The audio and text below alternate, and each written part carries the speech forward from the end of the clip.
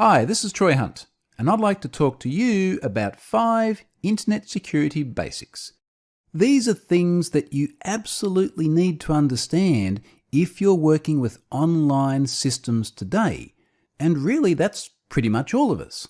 It's almost impossible to go about our daily lives without interacting with websites or mobile devices or other connected things that form a part of our everyday lives.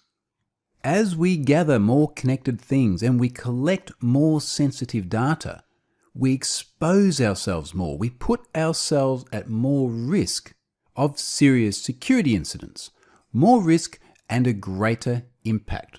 And that's really just the nature of the way our digital lives have evolved. That's just a quick overview of what we're going to cover. Let's jump into it and start talking about some of those must-know security fundamentals. Very quickly about me before we get into the details of this course. I am Troy Hunt. I spend a lot of my time training people about how to better secure both their systems and their online lives. You'll often find me speaking around the world and spending my time with organizations and individuals helping them understand how to better protect themselves from today's online risks. You can find me on Twitter @TroyHunt or via my blog, which can be found at troyhunt.com. So that's it from me. Let's jump into it and start talking about why it's so important to discuss security. I'm going to talk about these 5 must-know security fundamentals throughout this course. And the first one is password. No, I don't mean passwords. I literally mean the word password, because this is consistently the most common password that people use in systems. Not just password. 123456 is also a very popular password, as is QWERTY. And QWERTY might sound like a strange password, but take a look at the keyboard and why people choose this password suddenly makes more sense. We're going to start by looking at the way people create passwords and some of the techniques we should be using to create better ones because we consistently get them so wrong. Now, of course, one of the places that we most frequently use passwords and frequently get them wrong is websites. And websites have got a lot of problems. One of the big issues we've got with websites is data breaches. We see a lot of them. And this is a great visualization of just how many data breach incidents we've seen occurring lately. For example, it was hard to miss the news in 2015 about the Ashley Madison hack. 37 million people having very personal information about their relationship status exposed online. A little bit later, it was the Anthem health insurer. There were 80 million people impacted in that one. And now we're talking about personal information such as dates of birth and social security numbers. Another one that demonstrated something many of us are concerned about these days is the Philippines Election Commission. Comelec had 55 million identities exposed in 2016.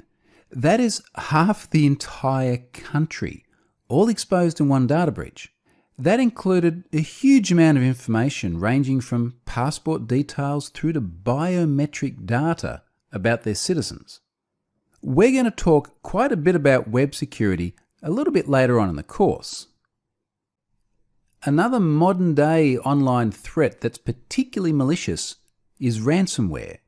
So we've been seeing strains of this malware encrypting people's files on their machines and then demanding a ransom before the files will be unlocked.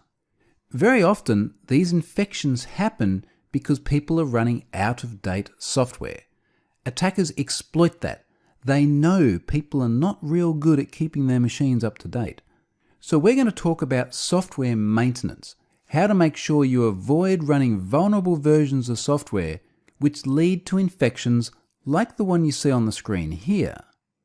However, it's not just your PCs that are under attack. Mobile devices are now ubiquitous. You almost certainly have one within arm's reach right now as you're watching this course. We carry these little devices around with us everywhere we go. We take them to the bathroom. We sleep with them. They're rarely out of our sight.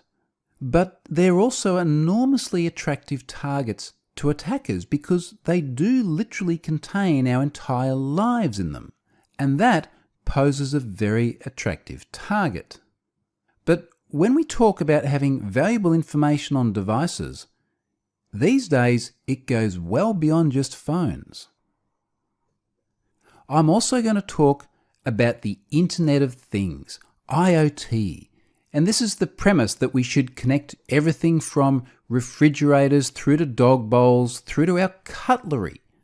All of these things and many, many more are increasingly becoming Internet enabled. They're becoming part of the Internet of Things. Now, when you put computers in these everyday devices, you expose them to many of the risks that we see in more traditional computing devices, our PCs, our tablets, our phones. And that creates a whole new set of problems we have to deal with, problems that we haven't traditionally thought about. So that's just a quick overview of the 5 topics we're going to cover. We're going to look at not just what the risks are, but what are the actionable steps that you can take to avoid becoming a victim. Let's go and start by looking at passwords.